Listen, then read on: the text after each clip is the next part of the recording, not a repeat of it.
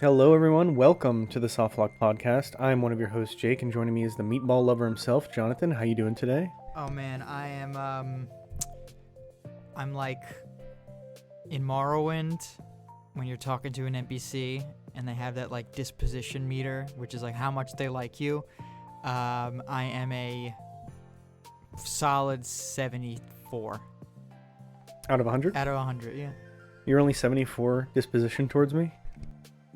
Yeah, I guess. I thought we were friends. I thought I kind of meant disposition. Yeah, I guess you're right. That is a little fucked up because in my brain I was just thinking disposition towards just the universe. But I guess if you're the only one speaking to me, yeah, that I guess it would be towards you. 74, not that bad though. No, that's like it's hard to get up that high. You have to do a couple of tasks for me, or you have to bribe me several $100s. It's difficult. This, of course, is the Softlock Podcast, where every few weeks we're going to come to your podcast feeds and YouTube to give you a deep dive into a specific gaming topic. This week we will be talking about action games, another genre episode, because we love those so much, and we definitely don't get into the weeds and argue about it. Especially this one. This one is very clear cut and will have no subjective matter. No ambiguity whatsoever. Not one. But we are recording this on February 25th, which is exactly, if I'm doing my calculations right, exactly 1 week out from our 1-year anniversary of the Softlock Podcast. So, yay us, cue happy children screaming and parade noises. Yay, Halo, we did it, Jonathan. We made it a year. Birthday party sound effect. Yay! Yes. Honestly, I didn't think we'd make it this far. What do you think would have happened? We would have like passed away? Yeah, I thought one of us would like run off the road at some point. But Oh, okay. Yeah, no, I don't know. I expected us to get to a year, but for some reason, like, it felt like a journey. And I'm glad we finally made it. And we're gonna keep going. It has been a journey, I guess, you know? It's like we've been doing something for a year, and we kind of jumped into it as amateurs, and we're still amateurs, but I'm sure that this is, again, at the end of the day, this is kind of for us. And I think that it can be very interesting for us to be like, oh man, look at the differences between what we were doing when we started and what we were doing by now.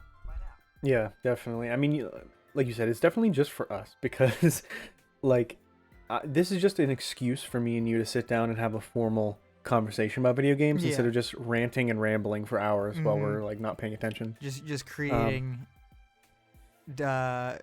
discourse in our brains. Now we get to put just something out into the world. You know what we really are? We are the modern day equivalent to not to say that they don't exist anymore, but we are like street performers. You know? Yeah, just wait until someone comes by and wants to hear us talk about action games. That's kind of what it is. You know, everyone has, all amateurs and lovers of art and art adjacent things do kind of like their performance for themselves when they're doing like, when they have like a day job or it's not like their full like time they spend all their time doing or anything like that, but they still go out and they're like, I'm going to spend some time and I'm going to play guitar in the subway station and stuff like that, or I'm going to just draw and maybe submit them to like online workspaces or some shit like that. That's good. This is like, it's becoming more and more widespread for people to just do that just on the side, just like for fun, and you just see what happens. And that's kind of what we are. We are just kind of like the street performers of the internet right now.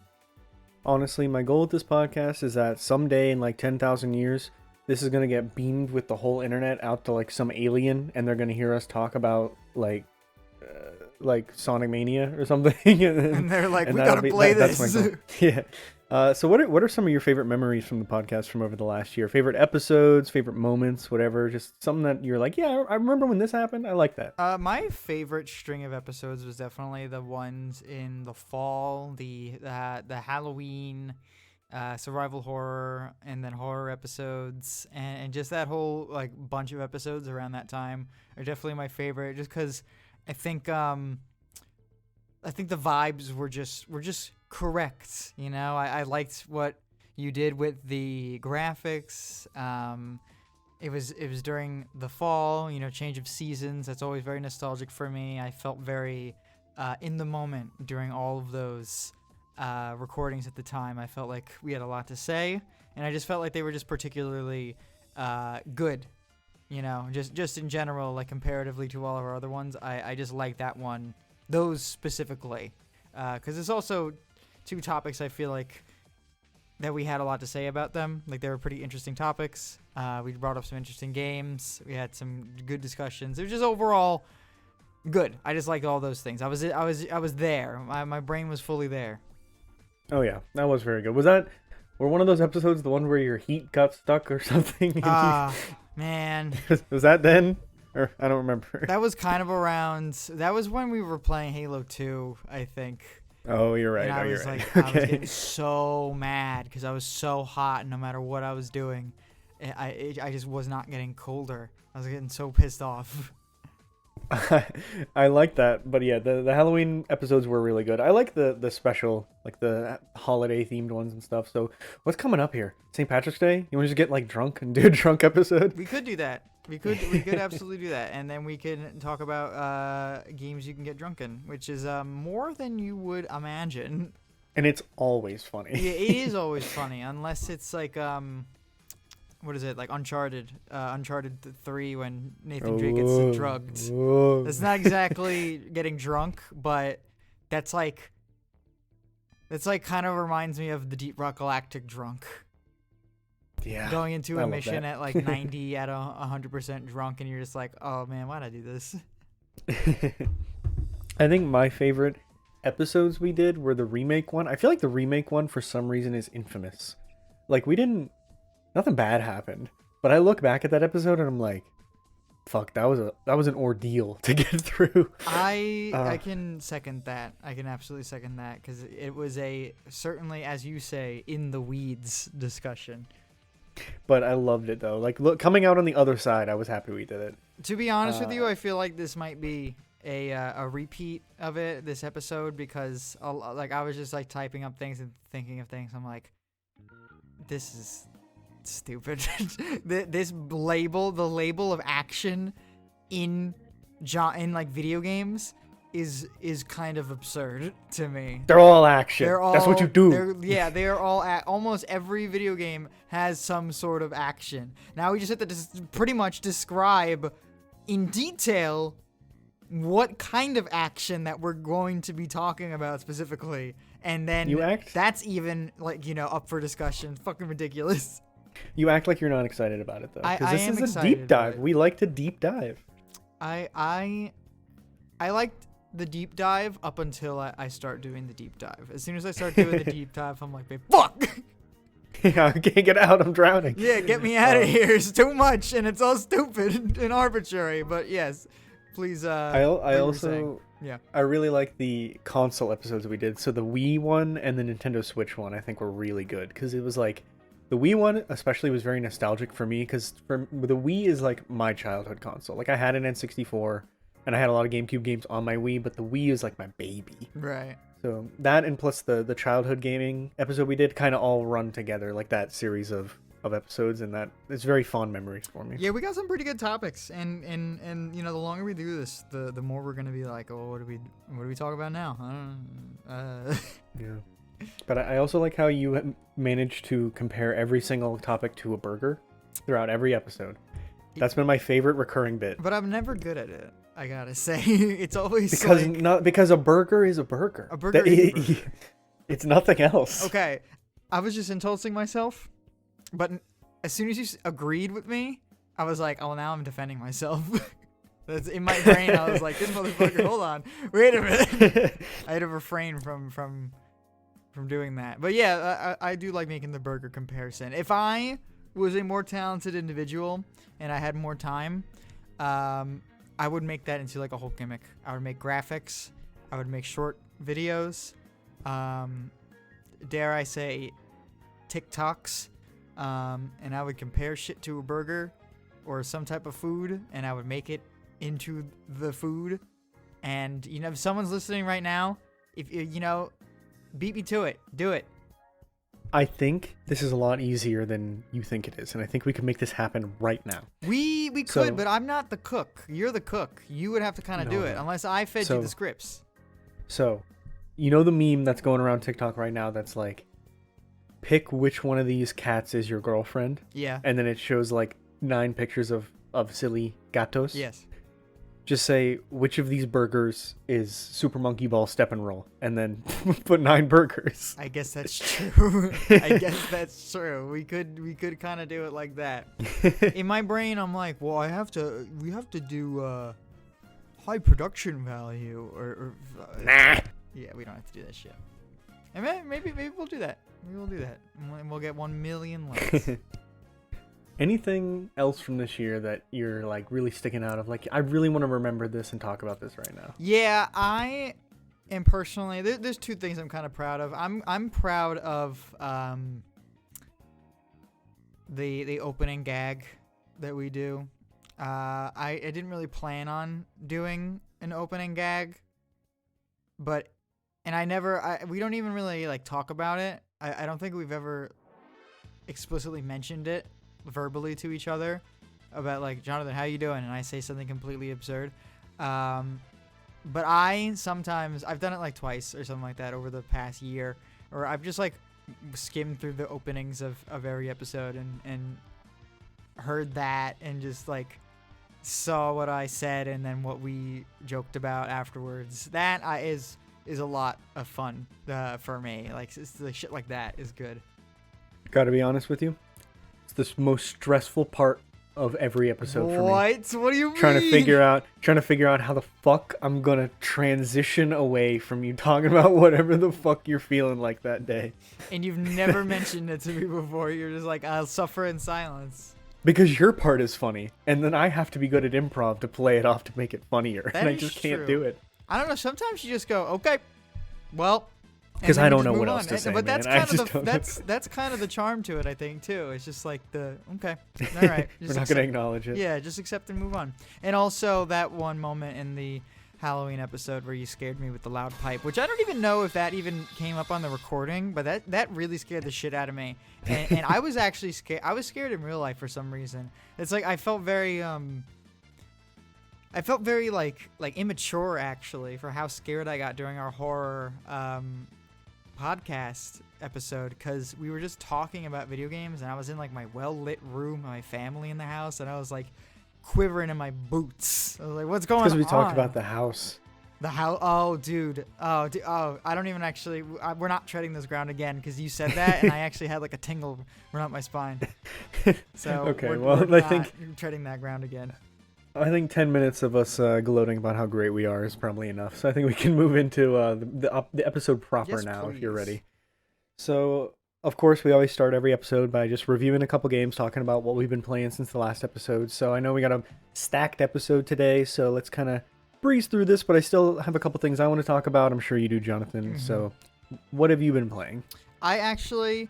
I've been really excited to hear about the game you've been playing, so I would prefer if you go first, actually. Okay. Because that's also a recurring theme, I sense. I feel like that happens a lot. Oh, me telling you to go first? Yeah, you're like, actually, I'm really interested in what you want. Because I am. I saw the I saw you post about it online. About like, I don't remember if you said like it was a childhood game or something like that, or it was a game that you were really super excited for. It was right after the Nintendo Direct that I didn't watch, and I was like, oh, this must have been some like crazy, like there's some new reveal that really got Jake excited. And then I kind of skimmed through the Nintendo Direct, and I saw this, and I was like, whoa, this looks actually really good. And you know, that's not a thing I say ever, I guess. So yeah, true. Yeah, so I saw that and I was like, well, this looks really good. This looks, I kind of want to play this myself. And I saw that you were playing it, and I want to hear what the fuck is up with Penny's Big Breakaway. So Penny's Big Breakaway is the first game from Evening Star, which is a studio headed up by Christian Whitehead, who is the main creative behind Sonic Mania. Okay. And so basically the way this reads to me is he did all these crazy, like, cool Sonic fan games and fan projects and supported the community and everything. Got brought on by Sega to make Sonic Mania. It's the best Sonic thing ever made. It's better than anything Sega ever made. Right. And then they were like, all right, cool, but and this is my headcanon, I don't know if this is true. There was a falling out of sorts. One way or another, he's not making Sonic Mania 2. So to get back at him, he's going to go start his own studio with all the same people that he worked on Sonic Mania with and make a 3D platformer that's going to blow everything out of the water and show Sega who's boss. That's all the personal narrative. Okay, that's a good backstory, and now I'm really more excited to hear about if it's good. Yeah. To be honest, he probably just had this cool idea, and a bunch of guys kind of got together and was like, yeah, let's make our own game. Oh, okay. But it's a 3D platformer that's supposed to be Sega Saturn style, so like early 3D era 3D platformer. Okay. And its whole gimmick and mechanic is that you have a yo-yo, and so there's only 4 controls: jump. Well, I guess there's 5 controls: jump, double jump, ride the yo-yo, slingshot yourself forward with the yo-yo, and then do a yo-yo swing. The way like kind of like double jump reminded me of double gulp cup. double gulp cup. All right. Yeah. Okay. And you do a swing, and that's it. That's the only thing you can do. I guess you can do like an attack as well because there's enemies, but like that's not like a jump move, you know what I mean? Right. And it's very Sonic, Okay. but it's also very Mario, but it's also very Banjo, and it's also very every 3D platformer you've ever played that's really good without a lot of the jank. I don't think it's the perfect game. I think I've beaten the game already. Oh. Okay. I'm in the process of 100%ing it, and I think I'm gonna give it a 7 once I'm done with it. But that's not bad. 7's good. Okay. 7's good. First off, I'll start with my complaints, and then I'll get into the great things like I always do. Doesn't run well on Switch. 30 FPS, which I was not aware of because the Nintendo Direct footage was definitely in 60 FPS from the PC version. Oh, is it only on Switch and PC? I believe it's also on PlayStation, but I could be wrong about that. Okay. Either way, 30 FPS, not a deal breaker. It still plays fine. It's still really good. It just kind of looks janky. It also, like, I don't know if this is Switch version or the whole thing because it's Saturn themed. Like, it runs on similar, like, it's its own proprietary engine, but it's definitely supposed to look like the Saturn. So, like, things in the background are really blurry and really jaggy and stuff like that. Right. Okay. The second, it's not the most polished game of all times. The game crashed for me 3 times, and I found probably like upwards of 10 bugs where I just like fall through the world or get stuck on the geometry in a weird way, or the camera bugs out and stuff. It's a short game, so those things are a lot more noticeable, but to be honest, it wasn't like a problem because the game is so fast and gets you back into the action. Mm-hmm. But let me tell you about the actual like game and the good part of the game, now that you know like the nitpicks. Okay. So, like I said, 3D platformer, you just get from beginning to the level to the end, and you want to go with as much momentum as possible using your yo-yo tricks, and not speed. And that's the thing that I really appreciated about it, is that it's not Sonic. It's not just go fast the entire time. It's, your character runs so slow. But if you ride your yo-yo down a ramp, go off the jump, slingshot forward, grab onto something, slide down another ramp, you're going to be able to get through each level in like 2 or 3 minutes. And it's that thrill of trying to like chain your attacks or your moves together in the right way, using the level design and landscapes in the right way to build up as much momentum as possible, that you can end up like skipping entire sections of the level because you're just jumping and leaping through the air so fast. Man who has only played Pizza Tower. Yeah, honestly, this occupies the Pizza Tower like niche for me right now. It's not, I wouldn't say it's as good, and it is 3D, but it is very similar in the way that you're just building up speed and you learn the levels so that you can build up more speed on your second playthrough. It's very good. I'm gonna have to drop this on my list then. So, yeah. So I guess, any more complicated thoughts on this, or is it just like, yeah, it's pretty good? They have a story, and it's weird to me because it's definitely emulating that early 3D era story where it's just like, fuck that, it doesn't matter. Draw a storyboard, who cares? Right. It's just with more recent, like, indie cutesy platformers that you'd expect, you can tell a good story with those, and they didn't need to, but I wish there was a little bit more substance there. Does the story get in the way, or is it even just like you just kind of move through it? Yeah, not really. I mean, there's like bosses and stuff, and you get to know who they are a little bit, and the character design is cool. It's basically like a non-factor, and it could have been. I didn't have to be. That's just like one thing I say. Maybe for the sequel, if they do one, maybe you could have a little bit more there. Right. And then on the other side, music, fully composed by T. Lopes, who does a lot of the Sonic sound, like modern Sonic music. Right. And it goes hard. Every single track goes hard. There's not a single miss. I do like good. What type of music it is? I do like good soundtracks. Sonic music, pretty much. Okay. Like every world has a different. So there's like 10 worlds, I think. There's Sand World, Volcano World, and it kind of matches the theme. So like the base one is like you're in a city, so it's like poppy, and then when you go to the desert, it's kind of like I want to say like Egyptian kind of sounding. You know what I mean? Do they got a So sitar? Is someone plucking away at a sitar? Because if not, probably synth, but yes. okay. Well, as long as it reminds me of a sitar, then I'm fine. I love it when I'm in a desert or volcano area and there's just like a sitar in the background. I'm like, I'm in it. I'm here. Problem with me 100%ing it is it was a shadow drop, which means there's no walkthroughs. And I have the title screen says I have 85%, and I am stuck. I cannot find any of these collectibles for the life of me. Well, it's a good thing that I'm a late adopter to everything. I love that part about me. Oh yeah. Yeah, I'll send you some clips of me playing it, just like cool little things I took or like a video of it, because when you see it in action, it makes a lot more sense of how you're like building momentum and going off ramps and stuff, and that's the whole game. Yeah. Is like trying to go as fast as you can, and it's really fun. I've seen some footage of it, and also I'm actually surprised that walkthroughs and secret things aren't out for it yet, really, because usually I've seen some shit where it's like people have all secrets, like 100% achievements, like unlocked at guides, like 2 days out, and it's like, huh? Well, I think for a lot of like the big companies, you'll usually get a copy early and then be able to go through it, or then people on YouTube who try to like leak the stuff probably get the game early illegally somehow. Right. This is digital only for now. They're going to make a physical version later. Ooh. And it was a surprise release, so I just don't think anyone had access to it, and everyone's scrambling to get it out. Okay, that's pretty cool though. Well, this kind of reminds me of like those shitty guides you'll see, like I see, like when Elden Ring came out, you usually get those just weird guides that are like half incorrect, but they've just been so like visited that they're the top of the page and they're just wrong, and you're like, okay. Yeah, every time. Yeah, but it's really funny. I like that shit. Yeah, I'm definitely I've been looking forward to this game for quite a long time, and now that it's out and I've seen what it has to offer, I am looking forward to see what they do next, and I hope they're able to improve some of that technical aspects, make it run a little better, fix a lot of the bugs and stuff, and hopefully next time through it'll be like a flawless game. We'll Right. see. Okay, cool. So what have you been playing? I've been playing Morrowind, baby. I'm back. Like the Elder Scrolls 3? Elder Scrolls 3 Morrowind. I'm back on Morrowind.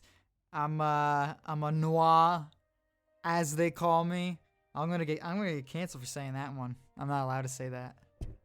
What is that? What is noir is like some in-universe slur or something for like. Oh no. Well, it's all like, you know, fantasy fictional racism. There's no like. So, I don't know what it exactly means. I think it just is like slang for like Outlander. So people who don't live in Morrowind, they don't like. People who live in Morrowind don't like Morrowinds. Hold on. I'm looking this up right now. Piece the fiction and fact and fiction. Piece them together. Fact and fiction. Piece of no, because I'm looking it up now. Because you said oh no and you got me worried, but then I'm thinking about it. Wait a minute. If it's like, even if it's a fictional slur, I don't think that they would put it in their game if it was. Oh no, like I'm sure. Yeah, I'm sure it's not offensive at all. But it means it means Outlander. It means you're not from Morrowind. You're a noir, bro. Get the hell out of here. That's what it means. Do you always play as like a outsider? Like I've never played Morrowind. I don't know how it's different from Oblivion and Skyrim. Which yes, in true Elder Scrolls fashion, you start out as a prisoner of crimes or reasons that you're there, completely unknown, but you actually show up on a ship. You were shipped to Morrowind for an unknown reason. and you can choose your race. Like, so Morrowind is a country of the Dunmer, which is the Dark Elves. And I actually chose Dark Elf.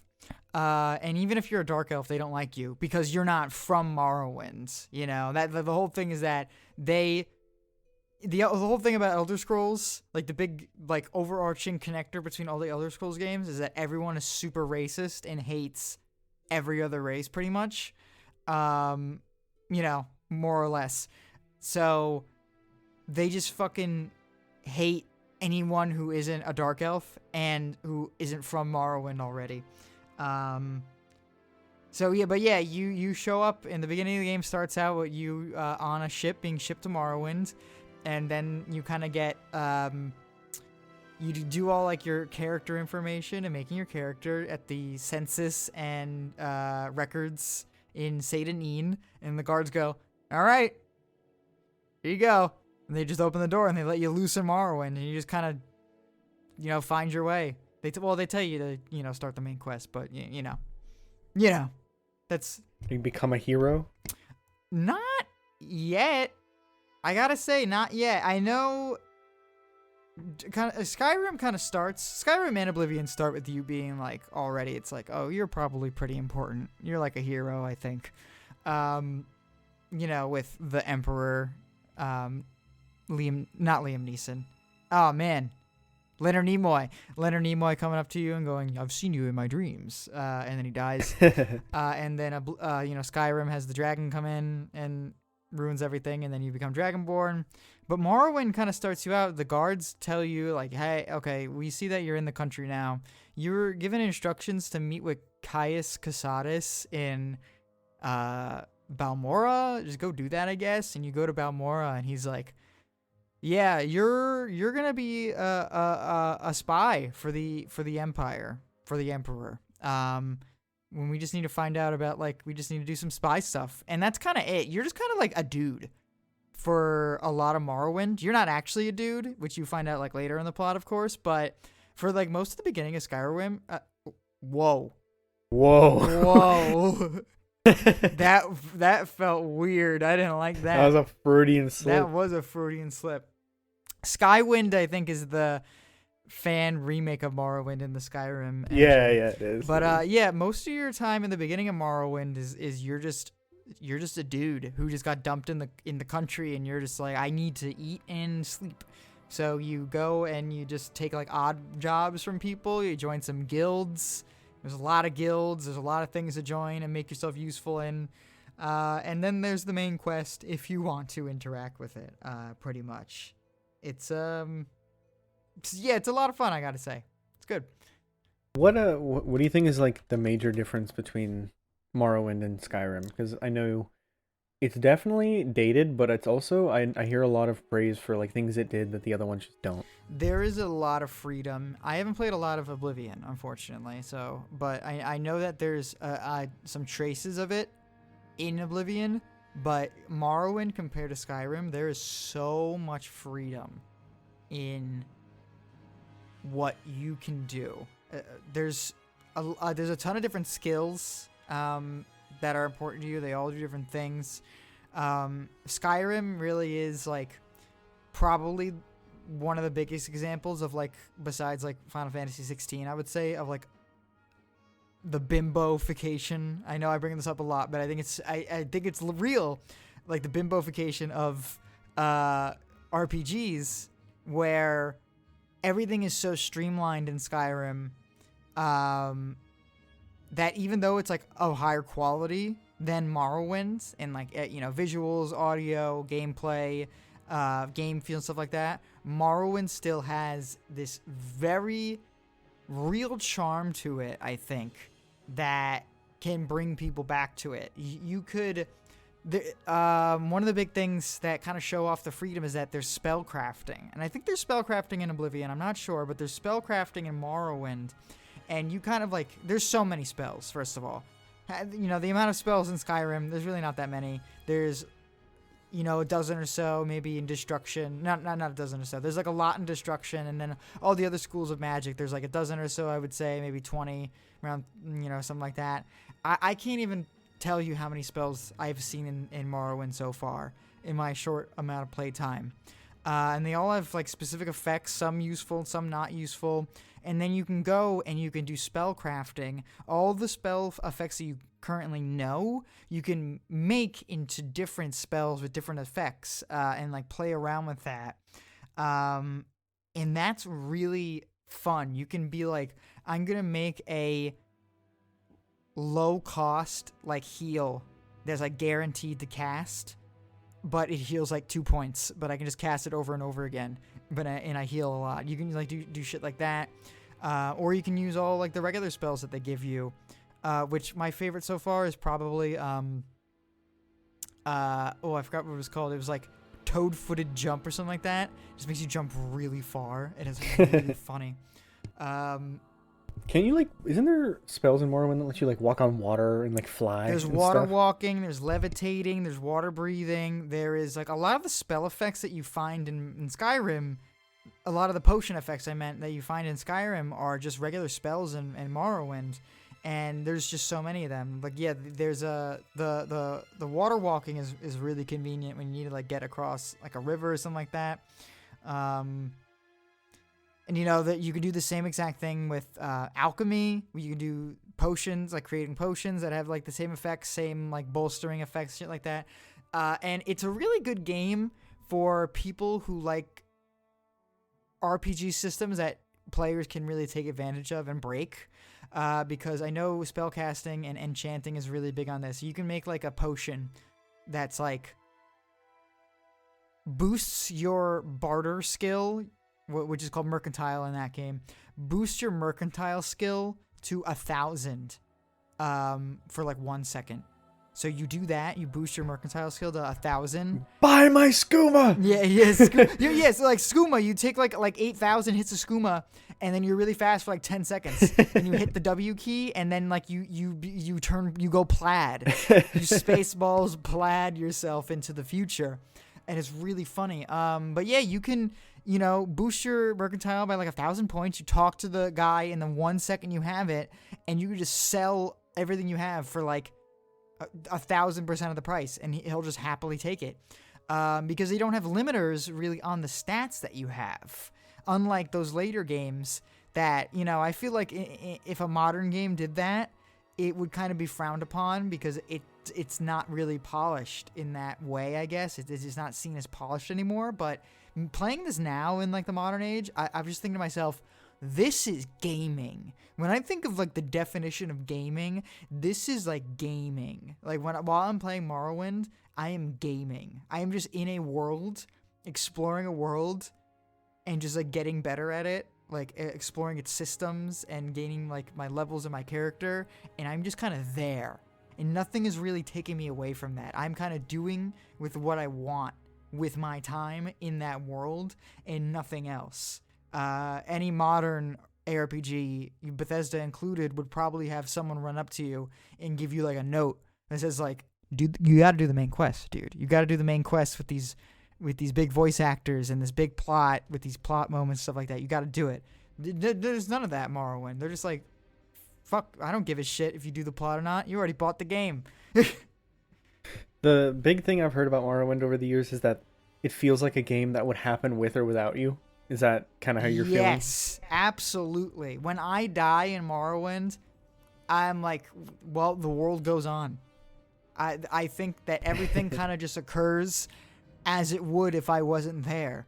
Unlike in Skyrim, where if I die, Alduin is going to come back and eat the world. My death means nothing to this world right now. Unlike Starfield, where I swear to God, you are the center of the universe. Yeah, there's none of that there. And I think that can be kind of exhausting for some games. It is really a breath of fresh air to play this game that kind of strays away from a lot of the tropes that Bethesda does with their games now, and really just what gaming does in general. Because another part about it is that I don't think that Bethesda plays up how shitty their world is enough. The Elder Scrolls universe, Tamriel, was like made from the beginning to kind of be like miserable. Like it sucks.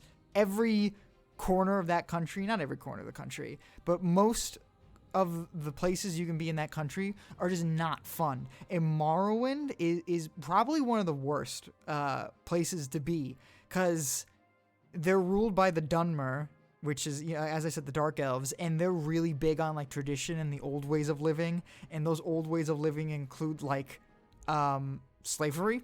There's just like open slavery of like Khajiits and Argonians, just like about, and you can go and like you can free them, or you can kind of work against them. I know you can join a faction called the Lamppost or something like that, the Twin Lamppost, where you work towards freeing a bunch of slaves, or you can do a bunch of morally reprehensible actions, such as working with the local like crime syndicate, deliver a Khajiit slave from one town to another town. They don't tell you why you're doing that. And then once you get to like the place that you're supposed to take the slave to, the guy that is supposed to take the slave kills it in front of you and is like, "Oh, thank you for bringing me, this package. We stored a bunch of skooma in her stomach, but now we have it. So thank you for smuggling this for me." And you're just like, "Oh, well, I was an accomplice in something really, really horrible." And Morrowind is also just such an alien world. I think you probably need to just look at some pictures of Morrowind or play like an hour. Oh, I've so. seen it. Yeah. Isn't there like mushroom biomes and like all the armor is like super weird looking? Yeah, there's big bug things. There's giant mushrooms everywhere.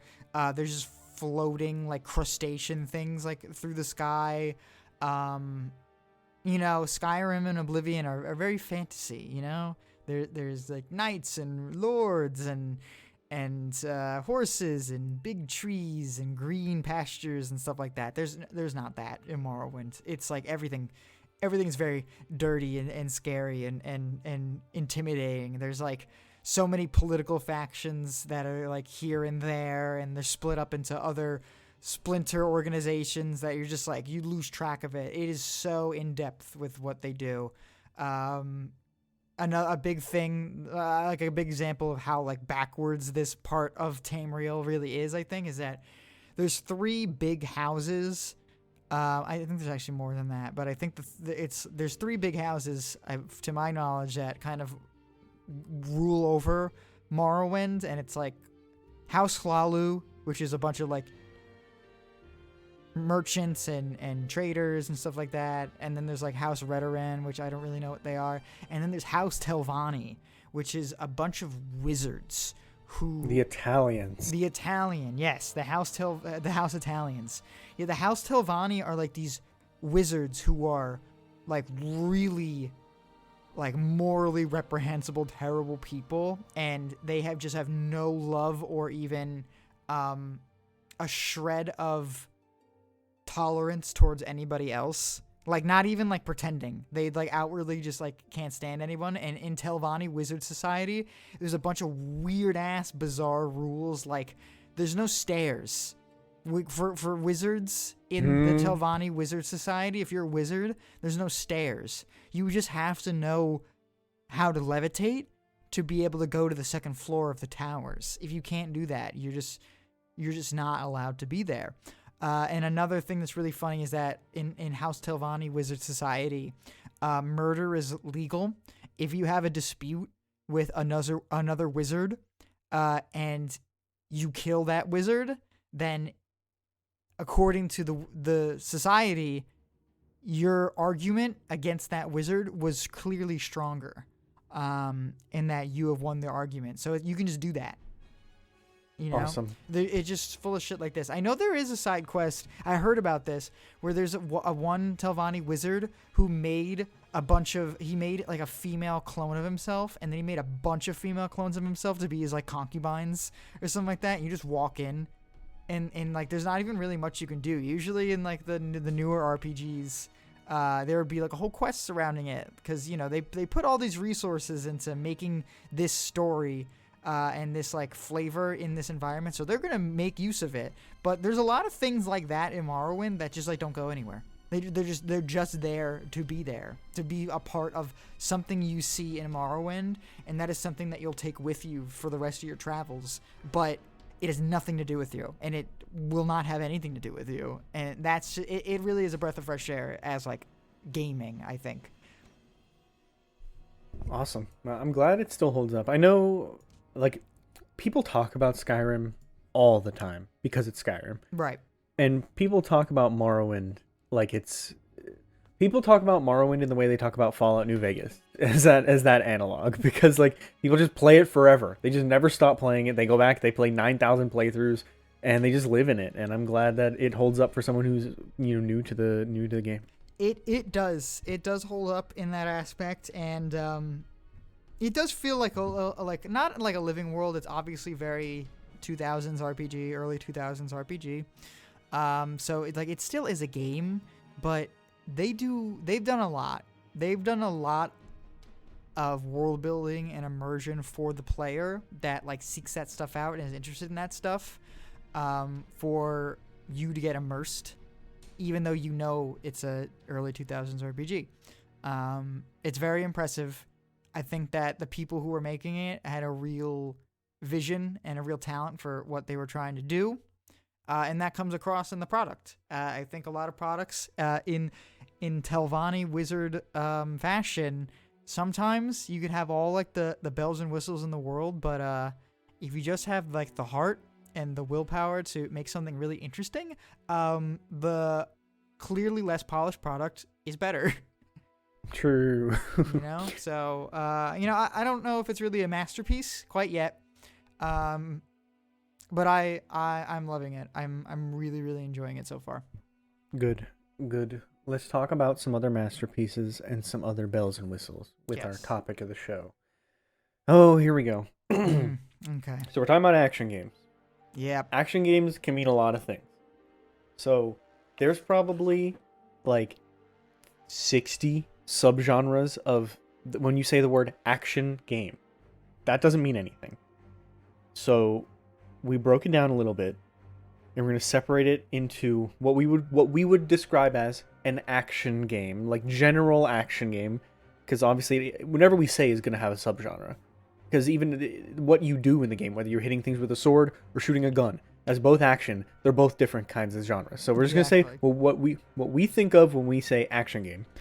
Then we're going to get a little bit more in the weeds with things like action adventure and action RPG, because I feel like those are the two big ones, right? I agree, and I am not excited for the action adventure discussion. I feel like action adventure it's the most popular for a reason, so we'll talk about that when we get there. But I don't know, how do you want to start this? You want to just like talk about some action games that we've played and how that like relates to this, or do you want to talk about the genre itself? Like, how do you want to tackle this? Let's first break down our arbitrary definition of an action game. That's what we should do immediately. Okay. Yeah, you're right. All right. Would you like to go first? No. Okay. So, for me, an action game, I feel like a lot of the times when we come into these, I'll have like something super specific so that I can guide myself. This one, I took the Jonathan approach. Okay.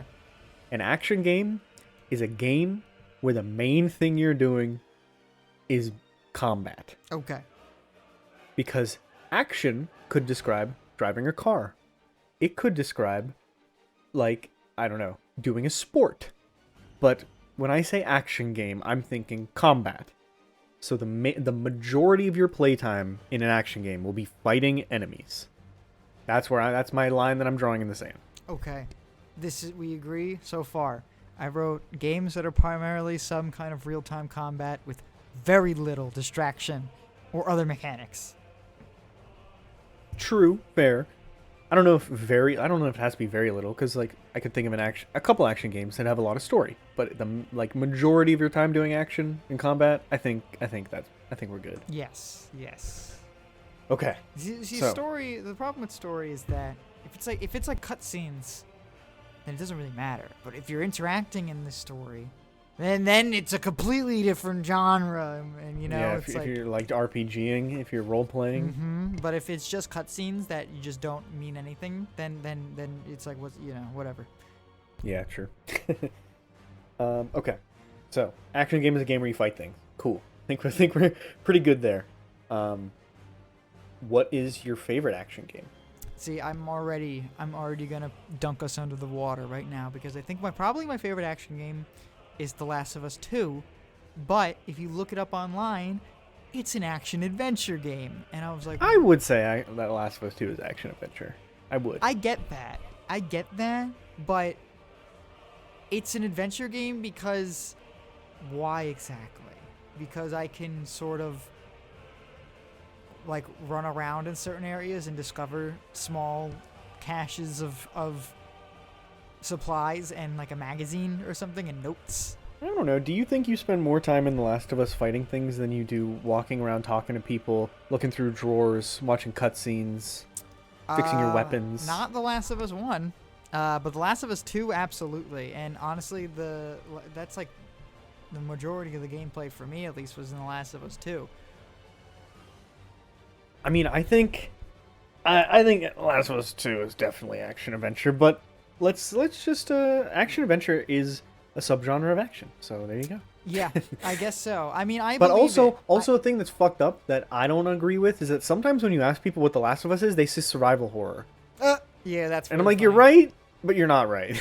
If they were a bit more scary and it was dark all the time, yes, then yes, then we can say it's a survival horror, or if the company marketed it as that. But no, I would say no.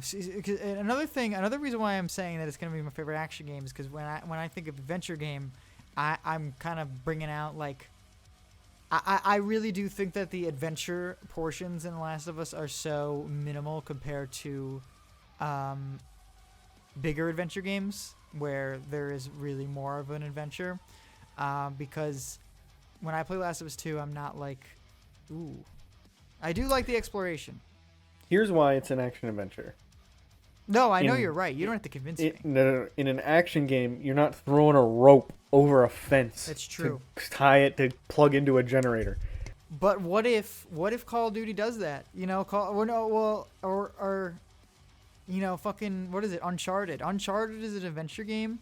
I don't know how I feel about that. I know that. What do you mean? Uncharted. When you look up action adventure game, Uncharted is the picture in the dictionary. Action adventure comes from Indiana Jones. I know that's true. I know in definition and in spirit, Uncharted is an adventure game. You are going on an adventure, but what I do to have the adventure is like so minimal compared to something like Legend of Zelda, where I really am like just out there and I'm like, I'm going to have an adventure and I'm going to tell a story. But a lot of the gameplay in Uncharted, besides like the occasional puzzles and me climbing up a mountain and then, you know, it breaking as I climb it, is like shooting half of those games is puzzles and climbing. I don't think half. I think maybe like a quarter maybe. I think half, especially Uncharted 4. Okay, Uncharted 4, yes, that is a really long one. As far as I'm concerned, the moment you have a puzzle, you're not an action game anymore. But what if I just have one puzzle? Okay, maybe not one puzzle. See, that's what I'm saying. It's like, what are we doing? We gotta like, because it's also so linear. Uncharted is so linear that you're globetrotting. You're digging. You're spelunking. You're adventuring. I know I'm having an adventure. Nathan Drake is having an adventure, but I'm not adventuring. Yes, you are. I'm playing. You're exploring caves. But I'm playing through the level. Zelda, I'm adventuring. There's no level. I've found this cave and I'm gonna explore it and I'm gonna see what happens. But Uncharted, I'm like, this is okay. I have to be here. There's nowhere else for me to go. I need to be here. You know? But the fact that you're doing something besides fighting means that you're adventuring. Okay. But that's what I'm saying. I just think. Listen. Let me ask you this. Okay. Game where you're only fighting things. Uh-huh.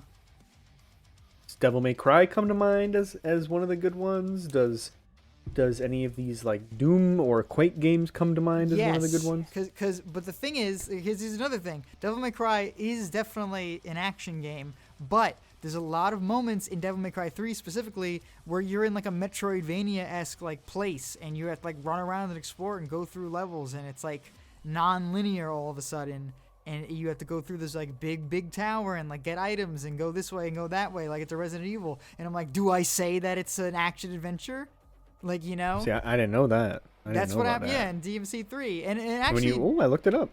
It says action adventure when you look it up. I figured. And all because there is a moderate distraction between fighting enemies, which is fine, but that is so commonplace now. When's the last time you've played a game that was just fighting and nothing else? There has to be something to break up the main core gameplay loop. Like in Doom, there is at least like 3 minutes in every stage where you're like, I found a key card and I need to go find where that key card goes to. But am I going to go like, oh, I'm looking at a map right now. I'm a little lost. I need to go find this door. Is it an adventure game? I don't think so. I'm having an adventure. I'm going through hell, but I don't think I'm having an, like, this is not an adventure to me in how I think an adventure is.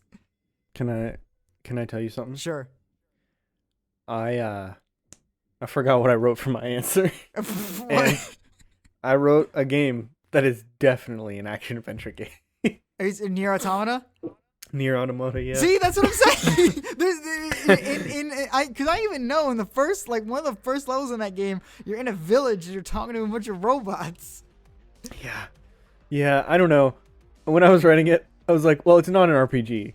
It kind of is, but it's not really an RPG. So that it's actions, but I kind of forgot about the whole adventuring aspect of it. It's yeah. So, let me change my answer. DMC 5. That's my favorite action game. All right, yeah, there we go. DMC 5. I can actually like sort of like I can agree with that one because unlike DMC 3, there is really no like go like find your way or anything like that. That game does not tell you to do anything else besides like go and hunt demons. And I can appreciate it for that, but goddamn. But I think the action category that we're in is probably a slippery slope. I think once we actually get into action adventure, and instead of arguing about whether The Last of Us is or isn't, we'll have something to talk about. Yeah, like it's definitely action. That's not a point of concern. It's like, oh man, because adventure is where it gets subjective. Because action, I don't really know. You could probably be subjected to action. I'm trying to think. It's like I'm playing Pac World 2. It's like, is that an action game? Because I'm fighting ghosts. All right. Don't hate on Pac-Man World. Oh, I'm not hating on Pac-Man World. I'm just saying, it's too subjective. So, but no. To actually get serious about this conversation now. What can you really think of the last time you played a game that was like just one thing and that's it? There was like nothing in between. Yeah. Because it's not that's not how games are made anymore. And honestly, I was kind of just playing devil's advocate when I was talking about the moment you get one puzzle in a thing. Right. Because like games like Doom Eternal, that's a modern action game, but that game's full of action and occasionally a puzzle and occasionally exploration when you're looking for collectibles and stuff. So obviously that's not gonna stop it from being an action game. And when you probably ask someone to name the biggest, because AAA is kind of like where these genres come from nowadays, say biggest AAA action game right now, they probably say Doom Eternal, right? So that was kind of up on my list, you know. Yeah. Because then things like big action games, because action is the broad genre. That's why I don't think anyone should ever try to shoehorn something into being pure action. Like we were just arguing about, because like you're never gonna have one. Monster Hunter is an action RPG, and like maybe half of what you're doing in that game is menus. Yeah, the other half is action. And then like Overwatch is an action game, but it's also a competitive multiplayer game. So you're not gonna call that an action game. So okay. Yeah, it's a shooter. First of all. Yeah, but you know, classic examples. I think we can actually kind of think of some like classic examples, because I think one of the games that actually probably is an action game, I mean, it's a shooter, but it also like is an action game, and I really can't think of much of anything it does besides you shoot people, and it tells you how to shoot people in different contexts. Call of Duty. Call of Duty is an action game. And I think most of the Halo games is really just telling you to shoot things in different contexts. There's really not, I mean, the new one, whatever. But in most of the older ones, it really is just go and shoot in this new place. Have fun. True. Yeah, there's like barely any puzzles in those. Yeah. Yeah. And you know what? That's fine. Clearly, they are successful enough to get by on it, but it's just not really a thing that happens anymore in gaming. Like, as we see with Halo Infinite, they were like, we're not going to make a pure action game anymore. Now we're going to make it an open world adventure game. Yeah. Even like Wolfenstein. Mm-hmm. It's like puzzles and platforming and like stealth. Plots. There's like so many, and between every mission you like go back to like your base and you talk to people, and like there's character development in those games that you play through. You don't just see it in a cutscene. You have to go play through it. Yeah, so I think whether it was worth it or not, I think our discussion has gleamed to us that we should never call a game an action game. Just an action game, unless it really is just that. Well, I mean, like, let's be honest. Every game is an action game. Yes. But, so if I'm like, hey, Jonathan, I'm playing this new cool game called what am I playing now? I'm playing this cool new game called Final Fantasy VII Rebirth. It's a really cool action game. You're not gonna be like, well, actually, but we both know it's more than just an action game. Yeah, we both So, know. okay. Animal Crossing is my favorite action game. Oh yeah, chopping down trees, Running from bees, catching bugs. Yep. Yeah. That's for someone out there, that's probably like their heart pounder for the day. That's like what when they get the tarantula. Yeah, when they get the probably not even the tarantula. Probably just like seeing.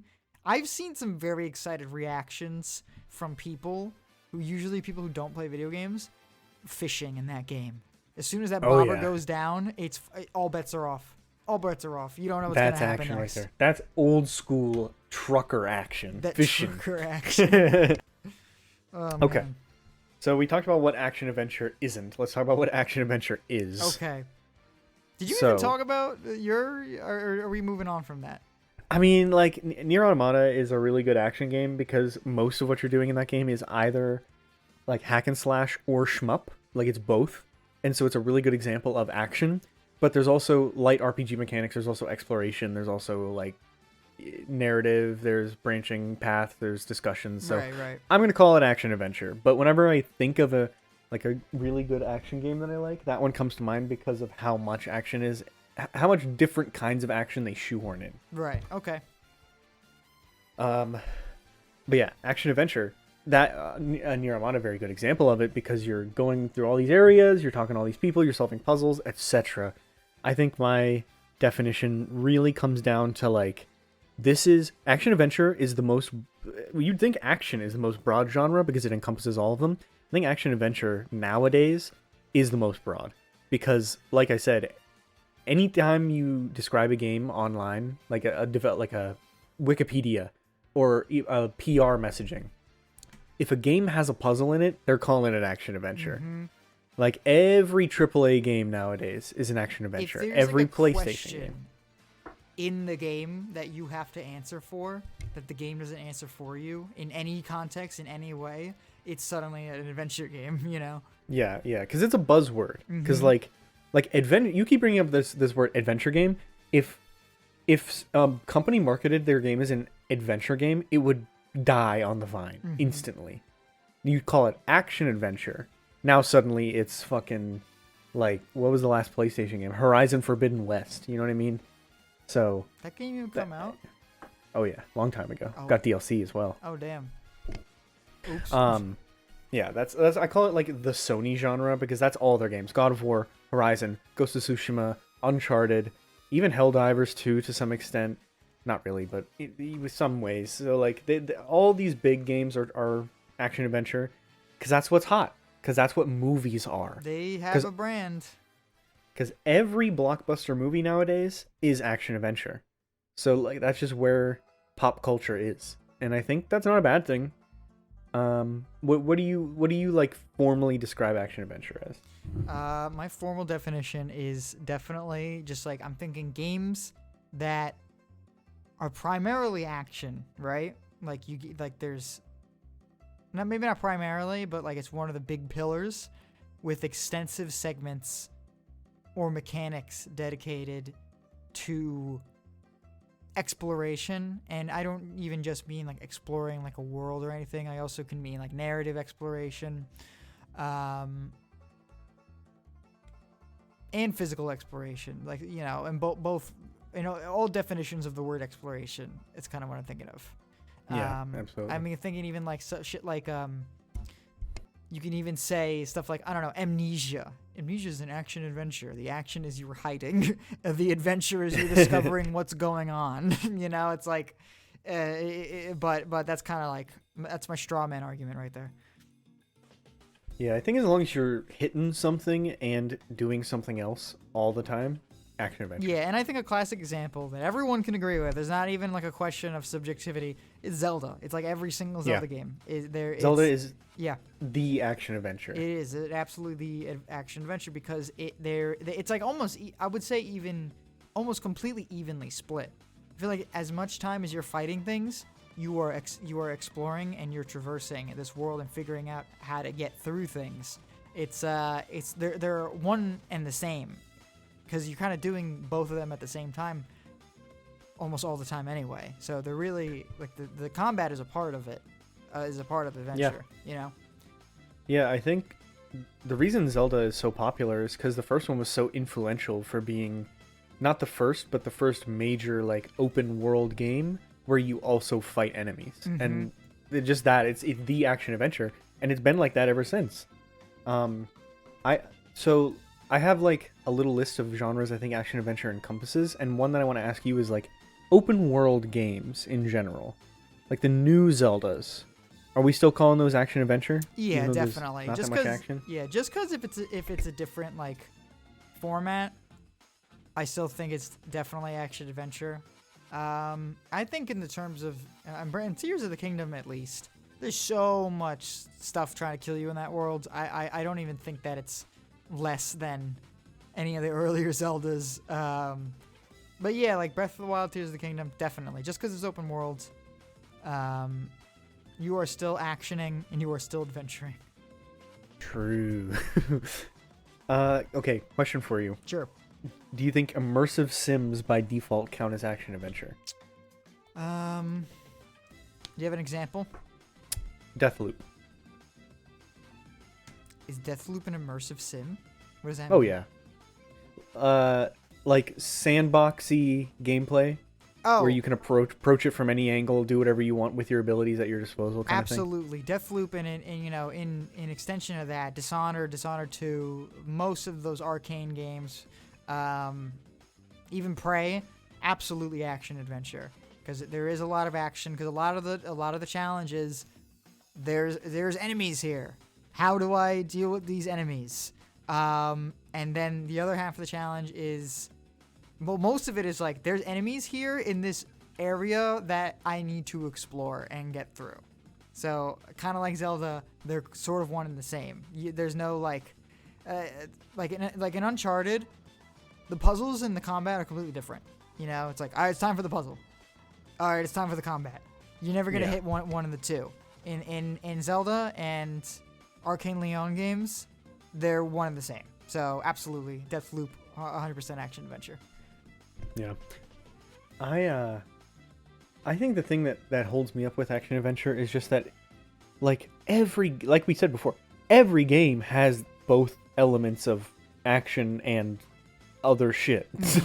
So like, for me, when I think of action adventure, I really have to feel the adventure. When I said it earlier, when I say the words action adventure, I think about Indiana Jones. Right. I think about globe trotting, about vast exploration and caves and diving deep into like puzzles and stuff like that.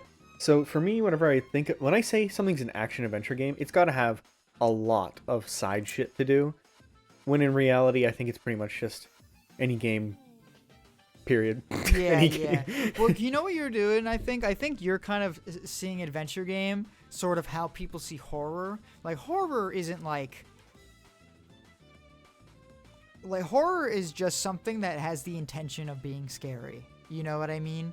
Horror is like a vibe when you can't really like pin down, I would say, like the mechanics of horror. It's like, this is supposed to be scary. That is horror.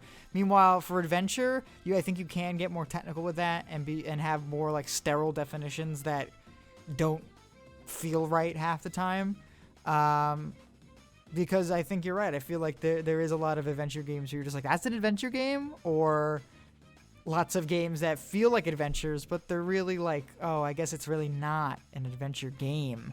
I am having an adventure, but is it part of the game? I'm not sure, you know? Yeah. Like, The Last of Us is certainly an adventure. Well, we already talked about that. What's like, let me think. Halo's an adventure. Halo is certainly an adventure. I'm going through all these worlds and stuff. I'm falling down pits, and I'm fighting new things, and I'm like discovering this new planet, and now there's flood on it, and now I'm like, I need to blow everything up. Like, I'm having an adventure, but it's not an adventure game.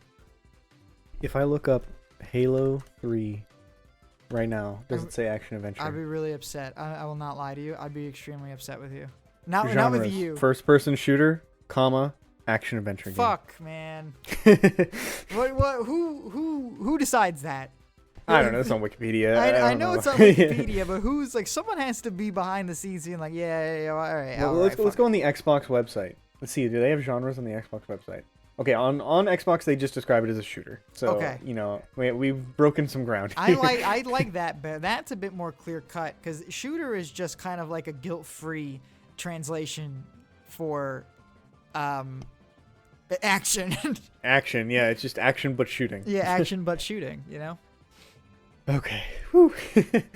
I think it's time. What's your favorite action adventure? I literally wrote in my notes and said, "Man, fuck, I don't know," because it really is like, yeah, there's so many, I guess. But I think Ocarina of Time is my favorite action adventure game, and very lenient on action, because it's not a lot going on, especially compared to Breath of the Wild, Tears of the Kingdom, and even Twilight Princess. Twilight Princess has all those like hidden sword techniques. There's like 10 of them that completely change, not completely change, but there's like sword techniques that change like how you play the game, sort of, and how you approach combat encounters. Do you need that? No, you can just smash the B button and you win. That's the same thing in Ocarina of Time. You really can just smash the B button and just sidestep every once in a while, and it's fine. It's very lenient on the combat, but it is an adventure, and it is one complete bias over here. I've been playing it since I could hold a controller. I still get very nostalgic and very adventurous while playing it. I got sucked into the world, and the dungeons especially. They're my favorite dungeons in any Zelda game. I love being in the dungeons and going through them. And I'm still fully invested, and I'm taking in details and loving it. 24 years later, it's one of those things I can just keep going back to. Oh yeah, I pulled up my little list of like my favorite games of all time while you were talking, and and I counted the action adventure games, and Ocarina of Time is my number 7 of action adventure games.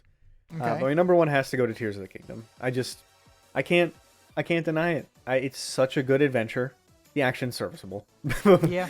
But you know what I mean? Like, there's a lot of action, and the adventure is just something that you only get to go on once, really, and experience it that way, and I loved it. Zelda's the king. There's no argument about that. What can you say?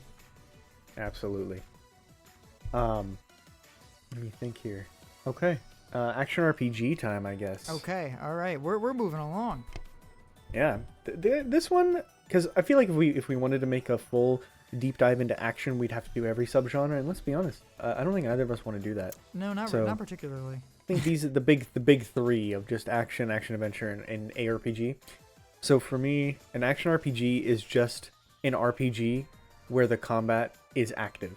So a turn-based RPG is not an ARPG, but if you took the exact same game and made me hit X to swing the sword, then it's an action RPG. That's how I feel about it. But the question is, what if you made it at a top-down angle? Then it'd be completely different.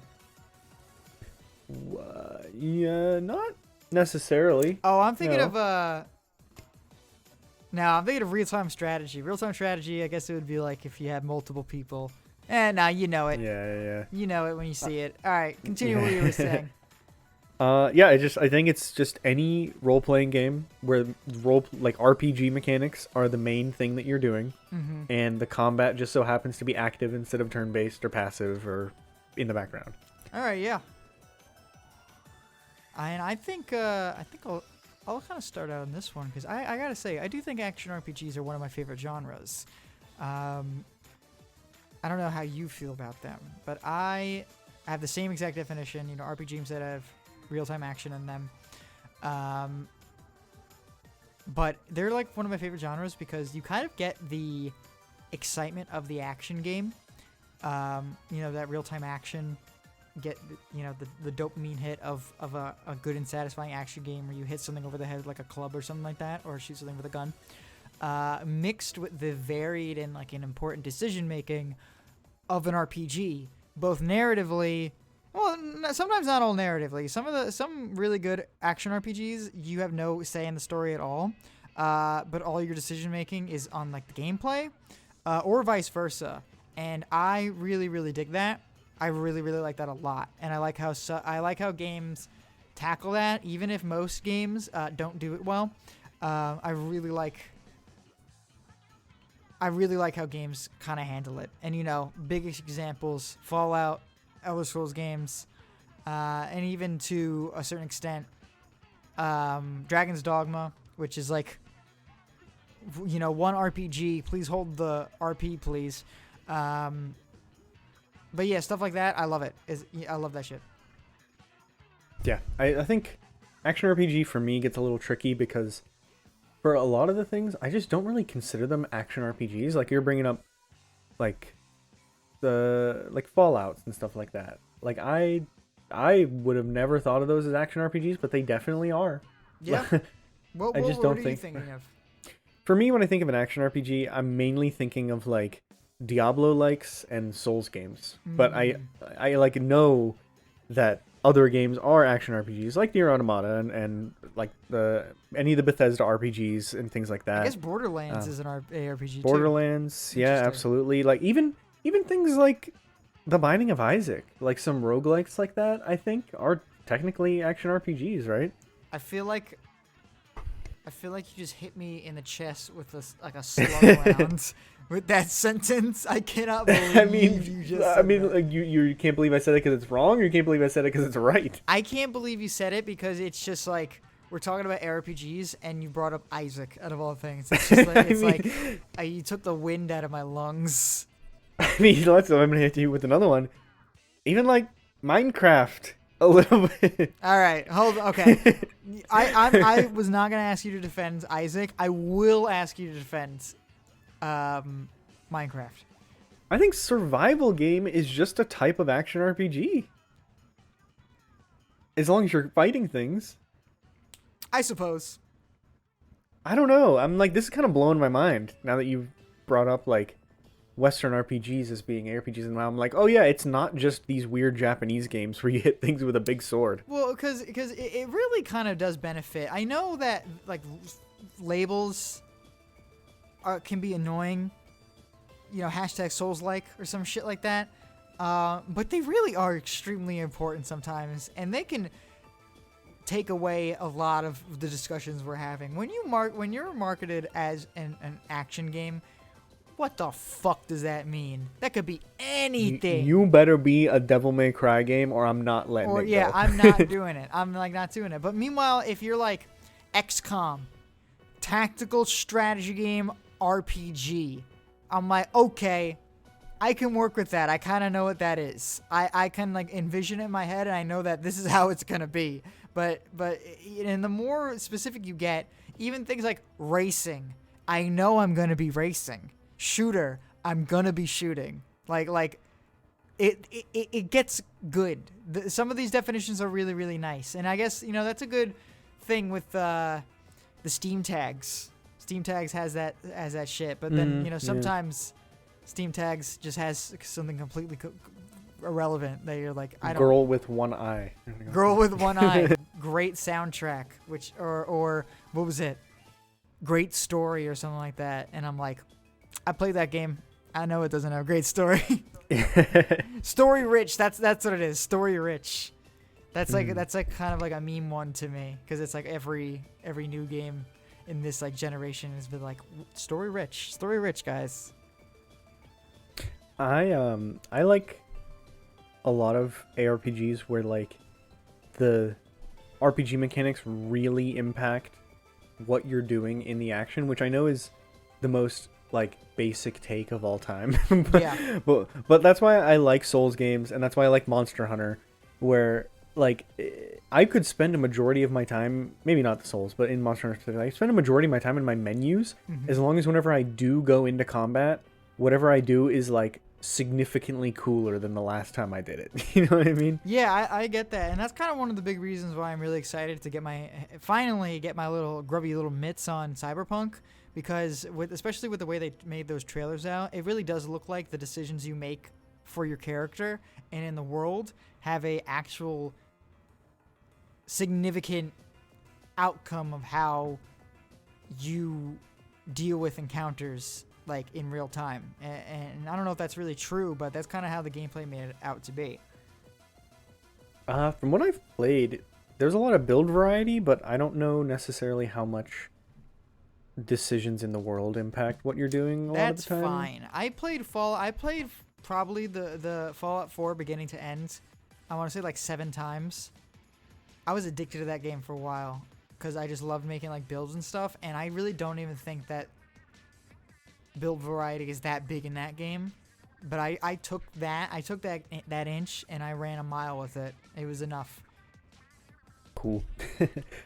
How do you feel about things like Final Fantasy 16, where they're action games with very light RPG elements? Do we even categorize that as an action RPG at that point? I definitely would. I know it may not be to our liking, and we may feel grody about it, but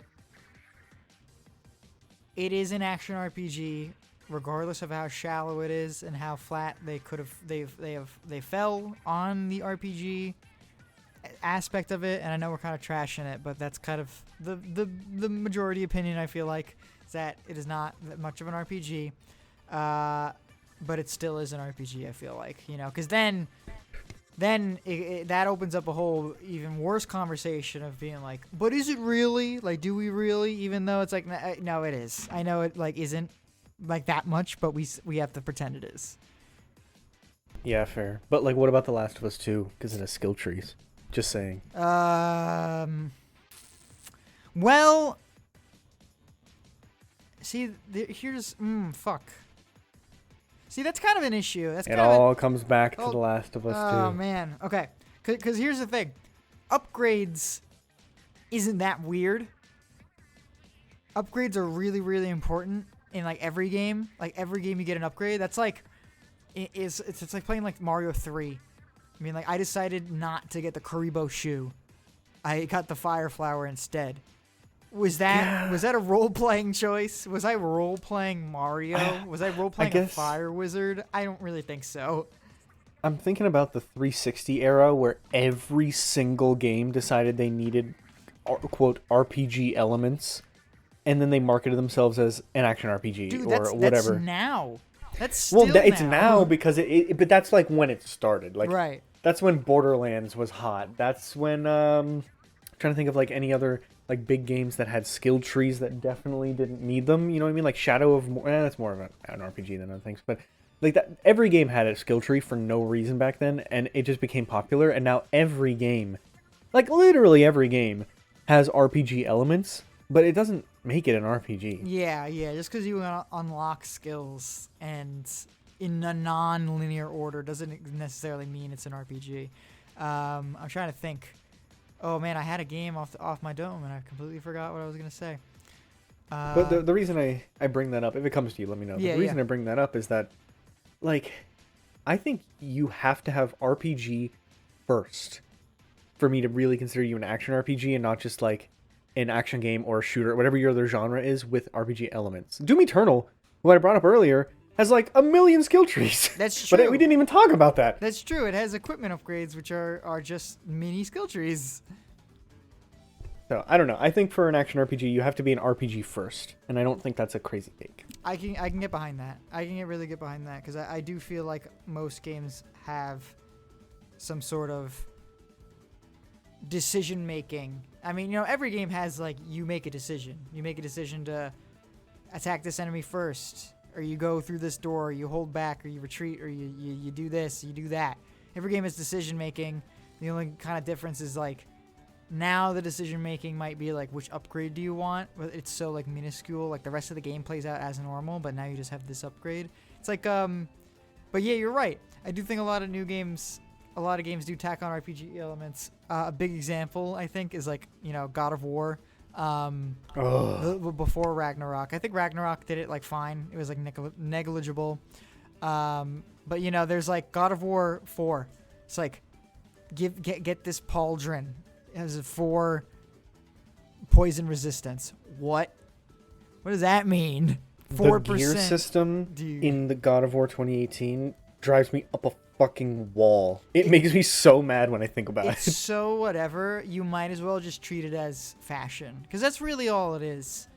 I think. But there's that image that going around. It was like hashtag. It was like fuck fake shoehorned RPG mechanics plus 4 poison resistance plus 1.8% swing speed.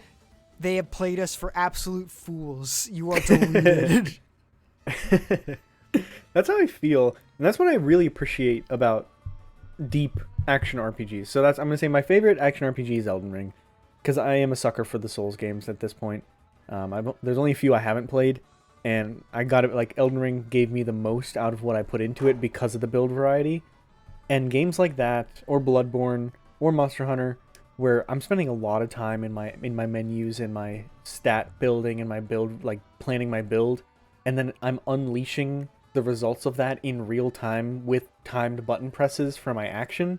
That's what I love the most about action RPGs, and that's what I want to see. I don't want to see God of War, where you're just fucking unlocking your skills in a different order and you're wearing gear to make your number go up, but you're just hitting things with the same button over and over again. Yeah, you're just maybe sometimes I get frost damage on the third swing. Oh, I hate. Oh, I don't want to talk about it. It's a bit better. I will say it's a bit more substantial in Ragnarok. I actually was equipping things that made sense. But the first one, it's like, whoa, what even? But yeah, I 100% agree with you. That's one of the best feelings in video games is putting something together and then watching it in action. And I think the Souls games definitely do that better than most, because there's a lot of build variety in those games. But my personal favorite, I would have to say, is Fallout New Vegas. Because I think they blended the RPG. I think they blended the RPG mechanics the best between all of the Bethesda games that they've made so far that I've played.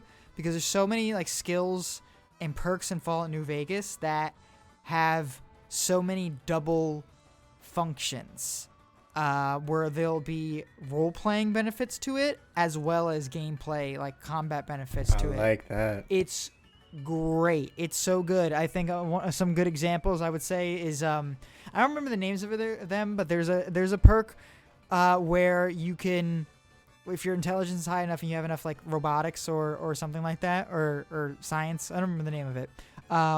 I gotta replay New Vegas. TBH. Gotta replay New Vegas. But you can like sneak up on hostile robots and reprogram them to be on your side, or just disable them outright, or something like that. And then in some dialogue options, if there's like you're in a quest where there's like a rogue robot on the loose, something, or like a rogue system, you might be like, oh, I know how to do this, and then like you just kind of have a completely alternate way of doing this quest, or part of a quest. It's very interesting. One of my other favorites, it has to be I think it's called Confirmed Bachelor or something like that, or a Widowmaker. I think if you're a female courier and you take Widowmaker, that's the skill that makes you do extra damage to men in like male humanoids in the game. But there's also like flirty dialogue that lets you get like the upper hand on male enemies, and one of them is Benny. Benny is the guy in the beginning of the game who's voiced by Matthew Perry. He goes, "Ring a ding ding, baby, I'm your man." Yeah, I know Benny. Yeah, of course. But you can find him, and like when you find Benny, it's supposed to be like a big deal. He's like, "What in the goddamn?" And then he like runs away and stuff like that. And that specifically, that interaction can play out in so many different ways. And I know that if you have Widowmaker, you can seduce him and then sleep with him and then kill him while he's sleeping or something like that. Or I think if you don't kill him or something like that after you have sex with him, he's just like a boy. He's just like a homie for like the rest of the playthrough. It's really funny. It's like there's so much shit like that in New Vegas specifically. There's not really any of that in Skyrim. I don't know how much of that is in Oblivion, but the Fallout games are very good with that. But as I said, New Vegas specifically, and I'm gonna bring this up now because I just realized it right now. My least favorite way that this system has been sort of tarnished upon, I would say, is the Outer Worlds, where there's no special skills like that anymore. I found like I can't remember a single special skill in the Outer Worlds. And I played the game beginning to end. I ate that whole thing. I cleaned that plate. I licked that plate clean to see what was going on. And there was no like perks like that. There was no perks like the robot thing or the Widowmaker or anything like that. All like my skill points that were going into like these points or something like that, it was just like better chance to like repair things, better chance to like hack. Like that's it. It's like give me a perk that's like, if you like Fallout New Vegas will have like some perk where it's like, if you fail a speech check on a character, you can hit them over the head with a club and then they'll fall unconscious, and if you come back 24 hours later, they'll forget your first interaction with them. You can do it again. That's not true, but like that's the type of shit that you'll see in that game. It'll be just some weird thing you never thought about before. So let me tell you, in Starfield, none of the perks have anything to do with RPGing. I love it. None of them. I love it. Every day I get closer to being less excited for Starfield. Like starting to play Starfield. The only things that change for dialogue and questing is your background and traits, which if I'm not mistaken, so you get, I believe, 1 background or 2 backgrounds and then 3 traits. And you can only pick them at the beginning of every playthrough. You can't change them unless they change that. Well, I gotta say, we might be in the dark ages of Bethesda. Man. I'm not. I'll need to see. I'll kind of need to see all of Bethesda's properties right now, but I think the last Wolfenstein game flopped really hard. Starfield, which was like, Starfield was supposed to be like their magnum opus, I feel like. And that flopped like really hard. It wasn't even like a regular flop, I would say, where people are like, it didn't live up to the hype. I feel like Starfield like actually really flopped like hard. I don't know, do you agree? Yeah, absolutely. I don't think it flopped harder than a normal game would. I think it's just very high profile. It was the first God Howard game in a while, and right. This was the Xbox needs this to get back on the horse kind of thing. Mm-hmm. I just think it was a mediocre game when it needed to be an excellent game. With that said, though, as an action RPG, it was such a letdown. Not even just like as a Bethesda game, because yeah, a lot of the upgrades and stuff that you get are cool. Like reflect 50% damage from melee, or gain thermal resistance in certain environments, or just like whatever that kind of stuff is. So you can really make a build around like, I'm gonna be a sneaky guy. I'm gonna use my jetpack a lot. It was cool. But just like Fallout, you got guns that you're finding, and every single one felt the same. So the RPG elements for action, actually pretty serviceable. RPG elements for story, not that great. Action elements, not that great. It's so disappointing. And I don't even like perks like that. I don't even like perks that are like, you just get a flat percentage upgrade. Like, those are fine in a way. I like it when there's a little bit of a caveat. I like limitations in my RPG games. I like limitations when they're due, I think, which is really funny because Morrowind is a game that really has like no limitations. It's really just up to you to sort of like break that. But I think New Vegas has like a perk that's like reflect energy weapon damage. But it's only if you wear like metal armor or like sunglasses or something like that. It's like you reflect, or like you get a percentage chance to reflect energy weapon damage or absorb energy weapon damage if you wear metal armor because you polish it to a sheen. You know, like stuff like that. Like now there's an element of decision making within it, and that's what I like in my RPGs. I like making a decision, and I like going from like hitting. Okay, I have 50% reflection damage. All right, that's it. End of story. Now I'm like, oh, I should wear this armor now because it makes me do this. I know this armor looks really cool, but maybe I should stick with this armor, try to upgrade it. You know, that's a decision. That's a decision that I'm making, and I'm taking time out of my day to think about it, and I'm making a decision, and I'm gonna see how it works out, and I'm using my brain, and I'm not just sitting there good look. The numbers went up. I'm level 90. And bringing that back a little bit to the topic so we can wrap up. Whenever you're in a really good action RPG, all those decisions you're talking about, yes, it's satisfying in a turn-based game. Yes, it's satisfying in a strategy game. Whenever you're the one pressing the buttons and you have to, in real time, remember, okay, I'm wearing the right armor, which means I'm going to reflect that attack, which means I can be a little bit more aggressive. So when I pull out this gun, I'm going to try and do this strategy, and you do it all in real time, there's nothing better for me. Oh, like I agree. That's king. I do like, I think the only thing that comes close to that is probably when a plan comes together in a good RPG. I think one of my favorite memories from an RPG is probably Dragon Quest XI when I was playing it in like 2019. I kind of figured this out on my own. This was really a big boy moment for me. I didn't have to I didn't look this up or tell anyone, like someone had to tell me how to do it. I was like looking around all the character like scales, stuff like that, and I was like kind of figuring out like ways to really synergize things. And when I was younger, I didn't do that shit. I never thought about that shit. I was kind of brain dead, just kind of going through it, living in the moment, not thinking about it. But when I was playing Dragon Quest XI, I was like, I'm going to make this really crazy play where I'm going to put this enemy to sleep, and then I'm going to wait for my one character's special power to charge, and then his special power splits him up into 3 copies of himself.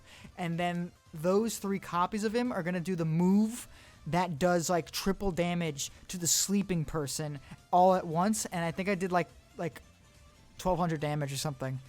And Awesome. I remember I recorded it because I was 19 and I was still on Snapchat. And I was like, whoa!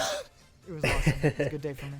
Yeah, I like that. I like that in action RPGs. I like action games, and I like everyone who's stuck around this far into the podcast. Yeah, it's a shorter one than usual, so it's not. If you've been watching all of them, like our good friend Steve, thank you. Yeah, I mean, if you look back at some of our early episodes, this is about the length we shot for. So yeah, I'm glad to be back there. Here, I guess, is to another year of podcasts. I don't know. We'll see how long it lasts. I'm not like one of those people who's like, I'm just holding on by a thread until this thing falls apart. I don't think we're going to fall apart, but I just like, this is a fun little thing we do on the side, so anything can happen. But personally, I'm excited to keep it going for as long as we can. Yeah, I think we should do it as much as we're having fun doing it. I've never, of course, sometimes things come up and we can't record at the right time or it's not the best time to record and stuff like that. As you are finding out right now because you have to be up like so late, but it really is something that I'm looking forward to and something that I don't want to give up. And I know it's not like a ton of people are watching us, but it's fun. It's fun to just put something out there and make something for ourselves and just for us and just for our personal benefit and personal growth, honestly. Yeah, and I hope someone out there finds some pleasure or some thought-provoking conversation that they might want to join in on. Mm-hmm. Yeah, that's kind of like a bonus because I think we're having fun, and I just kind of want to be proud of it when I come back to it, like years down the line. You know, who knows what we're going to be doing years down the line, but I kind of hope this is something that we're going to look fondly upon. And yeah, that's it. Yeah, I'm absolutely. I agree. Hopefully 10 years from now, it's going to, no matter what, it's going to be cringe, but I hope we're still proud of it. Yeah, it'll be a little cringe, as will everything we do with time, but I don't know. I think there'll be a good type of cringe. You know, we're not trying to be anything we're not. True. Yes, thank you everyone for watching. Here's to another year of episodes. Thanks for listening to us bitch about action games and action RPGs for an hour. So I guess until next time, we will see ya. See ya. Here's to another year of complaining about arbitrary definitions. It's what we gotta do. Yep. It's our job.